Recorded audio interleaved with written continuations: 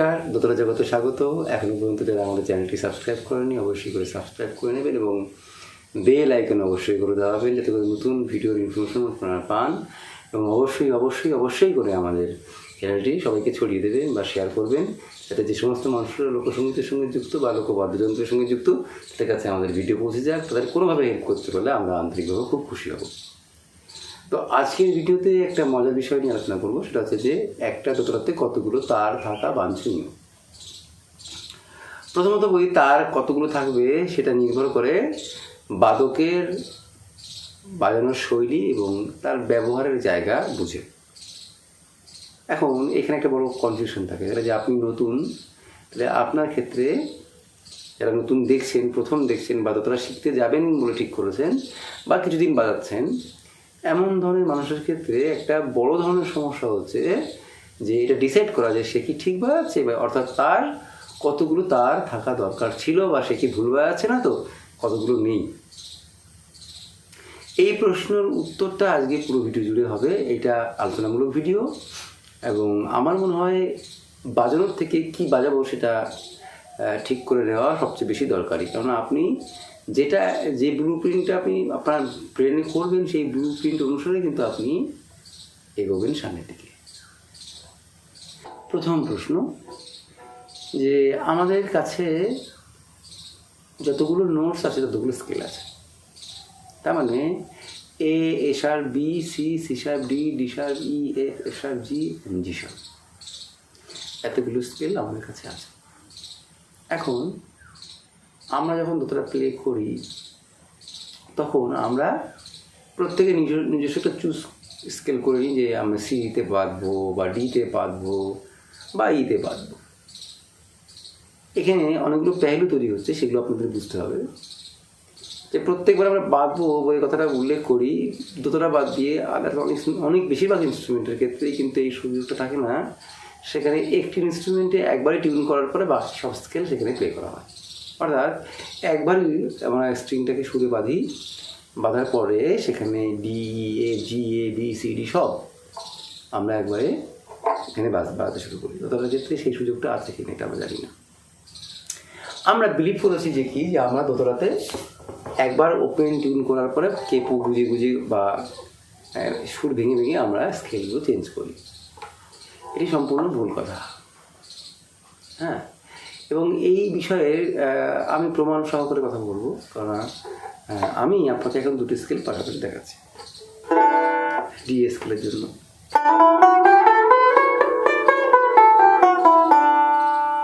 D scale, এ scale বাজাচ্ছি।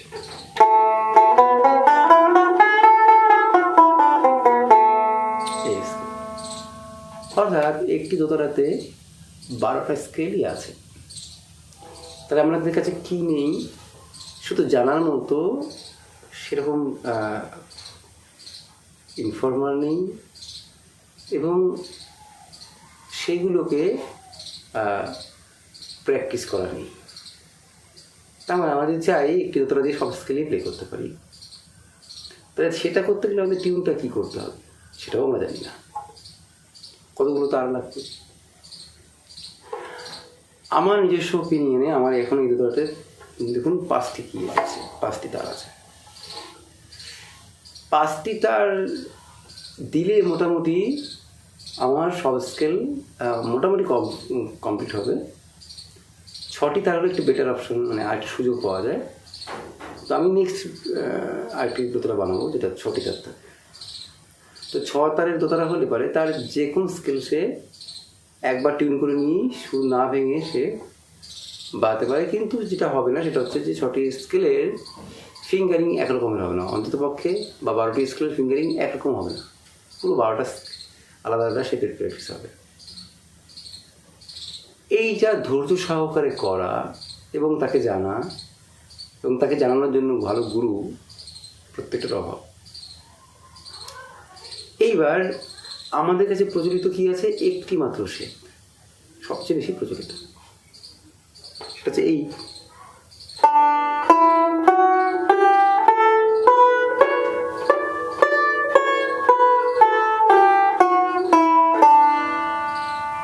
এটি সবচেয়ে বেশি প্রচলিত। কিন্তু এটি একটি শেপের 1/3 সেটা কি? আমি যদি এই শেপটাকে বাজিয়ে বাজিয়ে নিচের দিকে নামতে থাকি, আগে আমি সা পর্যন্ত যাই,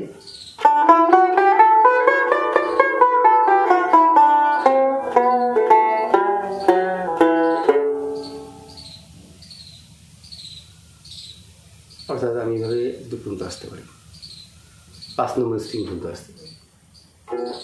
অর্থাৎ এটা প্রমাণিত হলো যে এই স্কেলের লোতে আসার জন্য রাস্তা আছে।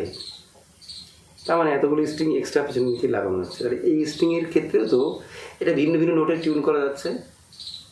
তাহলে এই নোটগুলোকে যদি আমরা ঠিকঠাক অ্যাসেম্বলিং করে ঠিকঠাক প্লে করতে পারি, সেই নোটগুলোর হিসাবেও আমাদের কাছে স্কেল আছে। তাই জন্য বলি, যারা আপনারা দোতারা শিখছেন, কে একজন প্রশ্ন করেছিলেন যে কটি তারে দোতারা সবচেয়ে ভালো। এর উত্তরটা এক কথায় দেওয়া খুবই কঠিন। যারা একটি শেপকে প্রেফার করে বাজান তাদের জন্য 3টি তার যথেষ্ট, অর্থাৎ পাসামা।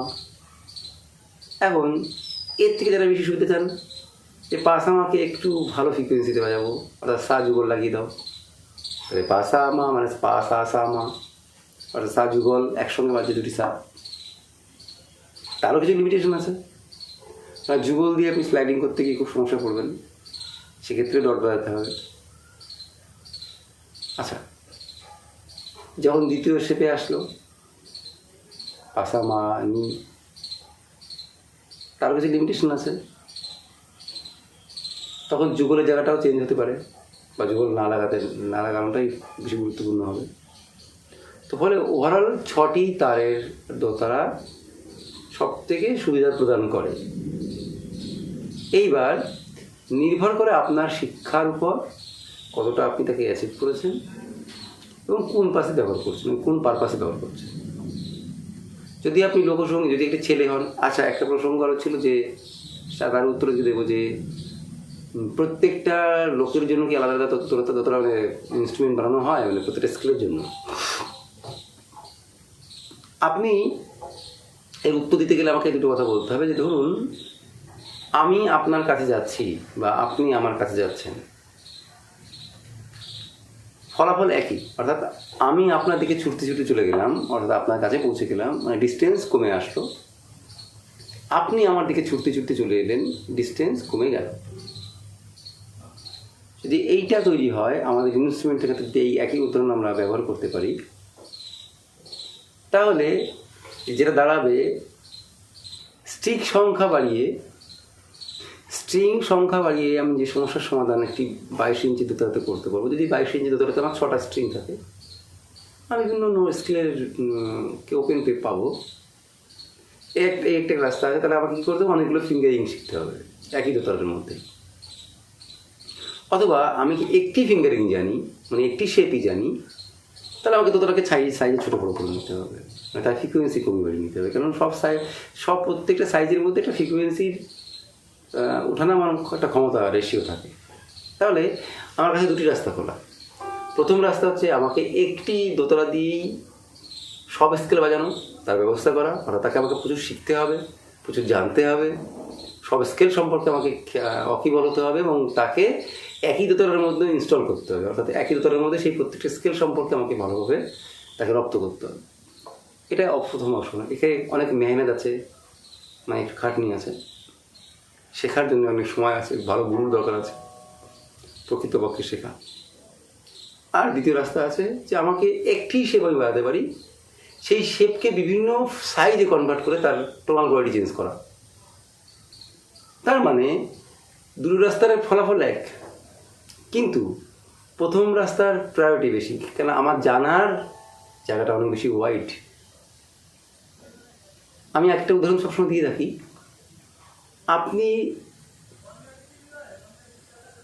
আদর্শলিপি পড়ুন, যদি না জানেন তাহলে আপনার কি কথা বলতে কোনো সমস্যা হবে না, কথা বলে আপনি কথা বলতে পারেন, কিন্তু আপনি কবিতা লিখতে পারবেন না, বা আপনি কোনো বাক্য রচনা করতে পারবেন না অফিসিয়ালি, লিখিতে পারবেন, কিন্তু আপনি কথা বলতে পারবেন।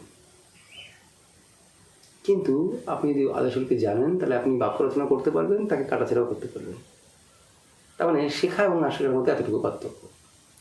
অর্থাৎ আমি একটি দোতারার মধ্যে সব ধরনের স্কেল সম্পর্কে জানলে আমি সব ধরনের কনফিগারেশন সম্পর্কে জানি। যদি সেটা না জানি তো আমি একটা জায়গায় আমার অনেক অনেক বাউন্ডারিজ থাকবে, সেটাও জানি। তো এর ফলে আমাদের ক্ষেত্রে এই দ্বিতীয় প্রশ্নের উত্তরটা আজকে হয়ে গেল যে আমরাও এটা বলতে পারি এখন থেকে যে দোতারার সাইজটা ছোটো বড়ো করে আমি স্কেল চেঞ্জ করতে পারি, তার ডিস্টেন্স কমিয়ে বাড়িয়ে, আবার একটা দোতারার মধ্যে তার বিভিন্ন অনেকগুলো স্ট্রিং বাড়িয়েও আমরা একই কাজ করতে পারি। এখন আরও একটু সুবিধা আছে। যখনই আমরা দোতলাকে ছোটো বড়ো করবো তার টোনাল কোয়ালিটি শার্প এবং বেস কম বেশি হয়ে যাবে। কিন্তু যদি আমরা একই দোতলাতে একটা ভালো বেসের দোতলাতে আমি দিই, ভালো রেজোনেন্সের দোতলাতে আমরা দিই, যেখানে রেজোনেন্সটা খুব ভালো, সেইখানে যদি আমরা বাজাই সেক্ষেত্রে সাউন্ড প্রোডাকশনটা অনেক ভালো হবে। কিন্তু একটা ডিকে প্রেফার করে দোতলাকে আমি দিই এফে টেনে নিয়ে বাজিয়ে নিয়ে যাই, তখন তার সাউন্ডের মধ্যে একটু পার্থক্য আসবে, স্বাভাবিক। ফলে এটা আপনাদের সম্পূর্ণ নিজেদের ব্যাপার। আমার কাছে যে প্রশ্ন এসেছিলো তার উত্তর আজকে আমি দিলাম। কিন্তু এটা সত্যি কথা, আমাদের জানার লিমিটেশন আছে। এটা আমাদের যে যন্ত্রটা আমাদেরকে একে আরও বেশি করে জানতে হবে। আমাদের কাছে অনেক নথি নেই। আমি আমার যে বাজানোর শৈলী বা যেখান থেকে শিখছি, আমাদের যে গুরু আছেন, আমাদের যে পূর্বপুরুষ আছেন, যেখান থেকে আমি শিখেছি, অনেক কিছু কমিউনিকেশন হয়ে গেছে, যেখানে আমি আরও ইনফরমেশন হয়তো ভবিষ্যতে পাবো, আপনাদেরকে জানাতে পারবো। এই আজকে আপনাকে বললাম যে 12টা স্কেলেই একটা দোতরাতে বাজানো সম্ভব। তেমনভাবে আগামী দিনে নিশ্চয়ই আরও বেশি ইনফরমেশন আপনাকে দিতে পারবো। সঙ্গে থাকবেন, ভালো থাকবেন, সুস্থ থাকবেন। কোনো কনফিউশন থাকলে ফোন করতে পারেন 9635577068। নমস্কার, আজকের মতো বিদায় নিলাম।